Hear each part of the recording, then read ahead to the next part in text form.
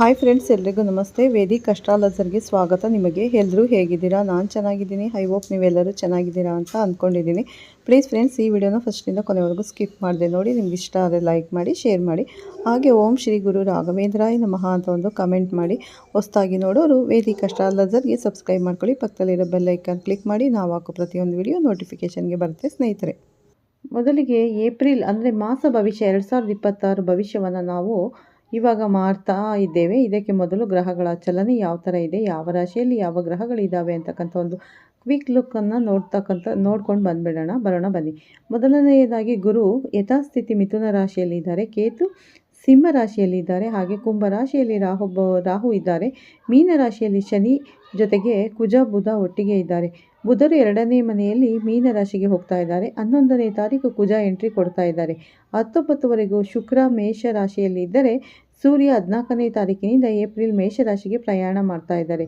ಸ್ಥೂಲವಾಗಿ ಗಮನಿಸಿದರೆ ಅಂದರೆ ಜಲರಾಶಿಯಾದಂತಹ ಮೀನರಾಶಿಯಲ್ಲಿ 3 ಗ್ರಹ ಇದೆ. ಶನಿ ಭಗವಾನರು ಕುಜ ಬುಧ ಶನಿ 3 ಕೂಡ ಶುಕ್ರ ಗ್ರಹ. ಅದೇ ರೀತಿ ಕುಜರು ಅಗ್ನಿತತ್ವದ ಗ್ರಹ, ಬುಧ ಇಲ್ಲಿ ನೀಚರಾಗಿದ್ದಾರೆ. ಭೂತತ್ವದ ಗ್ರಹ ಕುಜ, ಭೂಮಿಕಾರಕರು ಭೂಮಿಪುತ್ರ.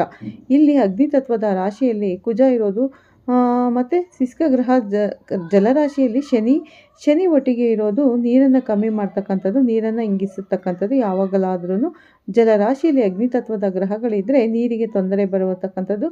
ಮತ್ತೊಂದು ಗ್ರಹ ಜಲಗ್ರಹ ಶುಕ್ರ ಭಗವಾನರು ಅಗ್ನಿತತ್ವದ ರಾಶಿಯಾಗಿರ್ತಕ್ಕಂಥ ಮೇಷರಾಶಿಯಲ್ಲಿ ಮತ್ತೊಂದು ಅಗ್ನಿತತ್ವದ ಗ್ರಹ ಸೂರ್ಯನ ಒಟ್ಟಿಗೆ ಇದ್ದಾರೆ. ಇದನ್ನು ಎಲ್ಲರೂ ಈ ಜ್ಯೋತಿಷ್ಯ ತತ್ವಗಳನ್ನು ನಿಧಾನವಾಗಿ ಗಮನಿಸಬೇಕು. ಮೇಷರಾಶಿಯಲ್ಲಿ ಇರತಕ್ಕಂಥ ಜಲತತ್ವದ ಗ್ರಹ ಶುಕ್ರ, ಅಗ್ನಿತತ್ವದ ಗ್ರಹ ಸೂರ್ಯನೊಟ್ಟಿಗೆ ಅಗ್ನಿತತ್ವದ ರಾಶಿ ಮೇಷರಾಶಿಯಲ್ಲಿದ್ದರೆ, ಮತ್ತೊಂದು ಕಡೆ ಮೀನರಾಶಿಯಲ್ಲಿ ಅಗ್ನಿತತ್ವದ ಗ್ರಹ ಕುಜರು ಮತ್ತು ಶುಕ್ರ ಗ್ರಹ ಶನಿ ಭಗವಾನರು ಒಟ್ಟಿಗೆ ನೀಚರಾಗಿ ಬುಧನ ಜೊತೆ ಇರೋದ್ರಿಂದ ಜಲಕ್ಷಾಮ ಬರ್ತಕ್ಕಂಥದ್ದು. ಪ್ರಪಂಚದಾದ್ಯಂತ ನೀರಿಗಾಗಿ ಹಾಹಾಕಾರ, ಪಶು ಪಕ್ಷಿಗಳಿಗೆ ಜನರಿಗೆ ಕೂಡ ನೀರಿಗೆ ತೊಂದರೆಗಳು ಬರುವಂಥದ್ದು. ಬೆಂಕಿಯಲ್ಲಿ ಹೋಗಿ ನೀರು ಮತ್ತು ಬೆಳೆ ಬಿತ್ತಕ್ಕಂಥ ನೀರಿನಲ್ಲಿ ಬೆಂಕಿ ಬೀಳುವಂಥದ್ದು, ನೀರಿನ ಸ್ಥಾವರಗಳು ಮತ್ತು ಸರ್ವೈವರ್ಸ್ರಲ್ಲಿ ಅಗ್ನಿ ಪ್ರಮಾದಗಳು ನಡ್ತಕ್ಕಂಥದ್ದು, ಬಾಂಬ್ ಆಗ್ತಕ್ಕಂಥದ್ದು ಮತ್ತು ಮಿಸೈಲ್ಸ್ ಆಗ್ತಕ್ಕಂಥದ್ದು ನೀವು ಮಧ್ಯಪ್ರಾಚ್ಯದಲ್ಲಿ ಆಲ್ರೆಡಿ ನೋಡ್ತಾ ಇದ್ದೀರಿ. ನೀರಿಗಾಗಿ ಎಷ್ಟು ತೊಂದರೆ ಆಗಿದೆ. ನೀರಿನ ಒಂದು ನಿಕ್ಷೇಪ ಮೇಲೆ ಟಾರ್ಗೆಟ್ ಮಾಡ್ತಾ ಇದ್ದಾರೆ ಸ್ನೇಹಿತರೆ.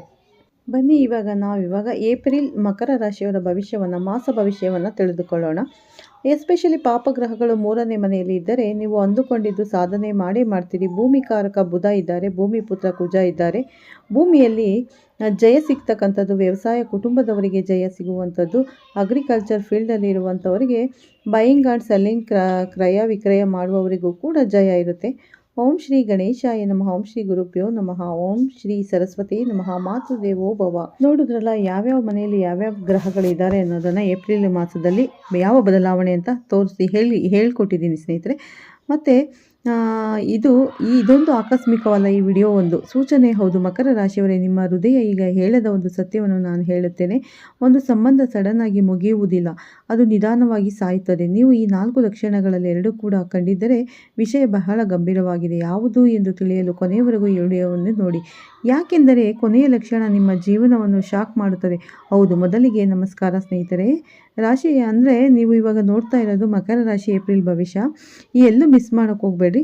ಒಂದು ಸಂಬಂಧ ಶಾಂತವಾಗಿ ಕುಸಿಯುತ್ತಿದೆ ಎಂಬುದನ್ನು ನೀವು ಗಮನಿಸದೇ ಇರಬಹುದು. ಈ ವಿಡಿಯೋದಲ್ಲಿ ನಾನು ಹೇಳಲಿರುವ 4 ಪ್ರಮುಖ ಲಕ್ಷಣಗಳು ನಿಮ್ಮ ಸಂಬಂಧದ ಭವಿಷ್ಯವನ್ನು ನಿರ್ಧರಿಸಬಹುದು. ನೀವು ಈ ಸಂಕೇತಗಳನ್ನು ಈಗಲೇ ಗಮನಿಸಿದರೆ ನಿಮ್ಮ ಜೀವನವನ್ನು ಬದಲಿಸಬಹುದು. ಇಲ್ಲವಾದರೆ ಅದು ನಿಧಾನವಾಗಿ ನಿಮ್ಮ ಕೈಯಿಂದ ಜಾರಬಹುದು. ಇದು ಕೇವಲ ಜ್ಯೋತಿಷ್ಯವಲ್ಲ, ಇದು ನಿಮ್ಮ ಜೀವನದ ಒಂದು ನಿಜವಾದ ಎಚ್ಚರಿಕೆ. ಪ್ರೀತಿ, ನಂಬಿಕೆ, ದೂರ, ಮೌನ, ಈ 4 ವಿಷಯಗಳು ಹೇಗೆ ಸಂಬಂಧವನ್ನು ಕೊನೆಗೊಳಿಸುತ್ತದೆ ಎಂದು ತಿಳಿದುಕೊಳ್ಳಿ. ವಿಡಿಯೋವನ್ನು ಸಂಪೂರ್ಣವಾಗಿ ನೋಡಿ. ನಿಮ್ಮ ಜೀವನಕ್ಕೆ ಒಂದು ದೊಡ್ಡ ನಿರ್ಧಾರ ತೆಗೆದುಕೊಳ್ಳುವ ಸಮಯವಿದು. ಹೌದು ಮಕರ ರಾಶಿಯವರೇ, ನಿಮ್ಮ ಜೀವನದಲ್ಲಿ ಯಾರೋ ಇದ್ದಾರೆ, ಒಮ್ಮೆ ನಿಮಗೆ ತುಂಬ ಹತ್ತಿರವಾಗಿದ್ದವರು. ಆದರೆ ಈಗ ಏನೋ ಬದಲಾಗಿದೆ. ನೀವು ಗಮನಿಸಿದ್ದೀರಾ? ಹೌದು, ಒಂದು ಸಂಬಂಧ ಹಠಾತ್ತಾಗಿ ಮುಗಿಯುವುದಿಲ್ಲ, ಅದು ನಿಧಾನವಾಗಿ ಕುಸಿಯುತ್ತದೆ. ಮೊದಲು ಮಾತು ಕಡಿಮೆಯಾಗುತ್ತದೆ, ನಂತರ ಕಾಳಜಿ ಕಡಿಮೆಯಾಗುತ್ತದೆ, ಆಮೇಲೆ ಮನಸ್ಸೇ ದೂರವಾಗುತ್ತದೆ. ಹಾಗಾದರೆ ಯಾವ 4 ಪ್ರಮುಖ ಲಕ್ಷಣಗಳು ನಾವು ನೋಡಬಹುದು? ಮೊದಲ ಲಕ್ಷಣ, ಮೊದಲಿಗೆ ಮಾತು ಕಡಿಮೆಯಾಗುವುದು. ಹೌದು, ಮೊದಲು ಗಂಟೆಗಳ ಕಾಲ ಮಾತನಾಡುತ್ತಿದ್ದವರು ಈಗ ಬರೀ ಹೌದು ಸರಿ ನೋಡ್ತೀನಿ ಅಷ್ಟೇ ಎಂದು ಹೇಳುತ್ತಾರೆ. ಇದು ನಿಮಗೆ ಸಿಗುವ ಮೊದಲ ಎಚ್ಚರಿಕೆಯಾಗಿದೆ. ಎರಡನೆಯ ಲಕ್ಷಣ ಆಸಕ್ತಿ ಕಡಿಮೆಯಾಗುವುದು. ನಿಮ್ಮ ಬಗ್ಗೆ ಕೇಳುವುದೇ ಇಲ್ಲ. ನಿಮ್ಮ ಸಂತೋಷ ಅವರಿಗೆ ಬೇಕಾಗಿಲ್ಲ. ಹೌದು, ಪ್ರೀತಿ ಇದ್ದರೆ ಮಾತ್ರ ಆಸಕ್ತಿ ಇರುತ್ತದೆ. ಇದು ಎರಡನೆಯ ಲಕ್ಷಣ. ಇನ್ನು ನಾಲ್ಕನೆಯ ಮೂರನೆಯ ಲಕ್ಷಣಕ್ಕೆ ಬರೋಣ. ದೂರ ಉಳಿಯುವಿಕೆ. ಹೌದು, ನಿಮಗಾಗಿ ಸಮಯವನ್ನು ಕೊಡುವುದಿಲ್ಲ. ಕರೆದರೆ ಕಾರಣ ಹೇಳುತ್ತಾರೆ, ಆದರೆ ಹೃದಯದಲ್ಲಿ ದೂರವಾಗುತ್ತಾರೆ ಅವರು. ಹೌದು, ಇದು ಸಂಬಂಧ ಮುಗಿಯುವ ದೊಡ್ಡ ಸಂಕೇತವಾಗಿದೆ. ನಿಮಗೋಸ್ಕರ ಅವರು ಸಮಯವನ್ನೇ ಮೀಸಲಿಡುವುದಿಲ್ಲ. ಇನ್ನು ನಾಲ್ಕನೆಯ ಲಕ್ಷಣ ಭಾವನೆ ಇಲ್ಲದ ಮಾತು. ಹೌದು, ಮಾತಿನಲ್ಲಿ ಭಾವನೆ ಇರುವುದಿಲ್ಲ.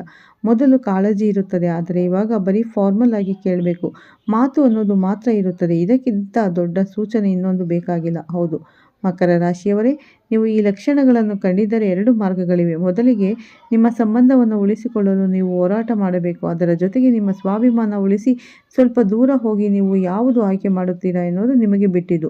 ಜೀವನದಲ್ಲಿ ಕೆಲವರು ಬರುತ್ತಾರೆ, ಪಾಠ ಕಲಿಸಿ ಹೋಗ್ತಾರೆ, ಆದರೆ ನೀವು ನಿಮ್ಮನ್ನು ಕಳೆದುಕೊಳ್ಳಬಾರದು. ಹೌದು ಮಕರ ರಾಶಿಯವರೇ, ನೀವು ಯೋಚಿಸಿ ನಿರ್ಧಾರವನ್ನು ಮಾಡಿ. ಹಾಗೆ ನಿಮಗೂ ಇತರ ಸಂಬಂಧಗಳಿಗೂ ಕಳೆದು ಹೋಗುವ ಸ್ಥಿತಿಯಲ್ಲಿದ್ದರೆ ಕಮೆಂಟ್ ಬಾಕ್ಸಲ್ಲಿ ದಯವಿಟ್ಟು ತಿಳಿಸಿ. ಹಾಗೆ ನಾನು ಶಕ್ತಿಶಾಲಿ ಎಂದು ಕಮೆಂಟ್ ಮಾಡಿ. ನೀವು ಶಕ್ತಿಶಾಲಿ ಎಂದು ಕಮೆಂಟ್ ಮಾಡಿದರೆ ನಿಮಗೆ ಜಗತ್ತು ಶಕ್ತಿಶಾಲಿಯಾಗಲು ಸಹಕರಿಸುತ್ತದೆ. ಹೌದು, ಈ ವಿಡಿಯೋ ನಿಮಗೆ ಇಷ್ಟವಾಗಿದ್ದರೆ ಲೈಕ್ ಮಾಡಿ, ಶೇರ್ ಮಾಡಿ.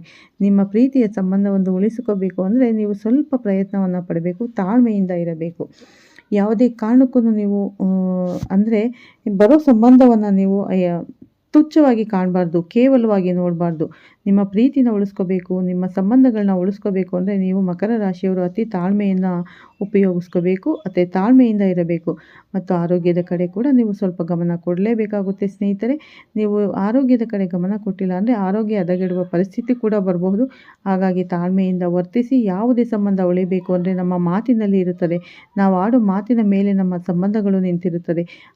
ಹಾಗಾಗಿ ಮಕರ ರಾಶಿಯವರು ಕೋಪಿಷ್ಠರು ಕೂಡ ಆಗಿರ್ತಾರೆ. ಸಡನ್ನಾಗಿ ಮಾತಾಡಿಬಿಡ್ತಾರೆ. ಆದರೆ ಅದನ್ನು ಯೋಚನೆ ಮಾಡಿ ಮಾತಾಡಿ ನಿಮ್ಮ ಸಂಬಂಧಗಳನ್ನು ಉಳಿಸಿಕೊಳ್ಳಿ ಸ್ನೇಹಿತರೆ ಅಂತ ಹೇಳ್ತಾ ಈ ವಿಡಿಯೋನ ಇಲ್ಲೇ ಮುಗಿಸ್ತೀನಿ. ಏಪ್ರಿಲ್ ಮಾಸ ಭವಿಷ್ಯವನ್ನು ಈ ವಿಡಿಯೋನ ಫಸ್ಟಿಂದ ಕೊನೆವರೆಗೂ ಸ್ಕಿಪ್ ಮಾಡಿದೆ ನೋಡಿ. ನಿಮ್ಗೆ ಇಷ್ಟ ಆದರೆ ಲೈಕ್ ಮಾಡಿ, ಶೇರ್ ಮಾಡಿ. ಹಾಗೆ ಹೊಸದಾಗಿ ನೋಡ್ತಾ ಇರೋರು ಫಸ್ಟ್ ನಮ್ಮ ಚಾನಲ್ಗೆ ಸಬ್ಸ್ಕ್ರೈಬ್ ಮಾಡ್ಕೊಳ್ಳಿ. ಮತ್ತು ಪಕ್ಕದಲ್ಲಿರೋ ಬೆಲ್ಲೈಕನ್ ಕೂಡ ಕ್ಲಿಕ್ ಮಾಡಿ. ನಾವು ಹಾಕೋ ಪ್ರತಿಯೊಂದು ವಿಡಿಯೋ ನಿಮಗೆ ನೋಟಿಫಿಕೇಷನ್ಗೆ ಬರುತ್ತೆ, ತಕ್ಷಣ ನೋಡ್ಬೋದು ಸ್ನೇಹಿತರೆ. ಮತ್ತು ಈ ವಿಡಿಯೋವನ್ನು ಮಕರ ರಾಶಿಯವರಿಗೆ ಶೇರ್ ಮಾಡೋದನ್ನು ಖಂಡಿತ ಮರಿಬೇಡಿ. ಮತ್ತು ಸಿಗ್ತೀನಿ ನಿಮಗೆ ಉತ್ತಮ ರಾಶಿ ಭವಿಷ್ಯದೊಂದಿಗೆ ಅಂತ ಹೇಳ್ತಾ ವಿಡಿಯೋನ ಎಂಡ್ ಮಾಡ್ತಾ ಇದ್ದೀನಿ. ಈ ವಿಡಿಯೋನ ಎಲ್ಲೂ ಸ್ಕಿಪ್ ಮಾಡದೆ ಪೂರ್ತಿಯಾಗಿ ನೋಡಿ. ಮತ್ತು ಈ ವಿಡಿಯೋಗೆ ಓಂ ಶನೇಶ್ವರಾಯ ನಮಃ ಅಥವಾ ಓಂ ಶ್ರೀ ಗುರು ರಾಘವೇಂದ್ರಾಯ ನಮಃ ಅಂತ ಒಂದು ಕಮೆಂಟ್ ಕೊಡೋದನ್ನು ಖಂಡಿತ ಮರಿಬೇಡಿ ಸ್ನೇಹಿತರೆ. ಮತ್ತೆ ಸಿಗ್ತೀನಿ ಉತ್ತಮ ರಾಶಿ ಭವಿಷ್ಯದೊಂದಿಗೆ. ಧನ್ಯವಾದಗಳು. ಪ್ರತಿಯೊಬ್ಬರಿಗೂ ಒಳ್ಳೆಯದಾಗಲಿ ಅಂತ ದೇವರಲ್ಲಿ ಪ್ರಾರ್ಥನೆ ಮಾಡ್ತೀನಿ.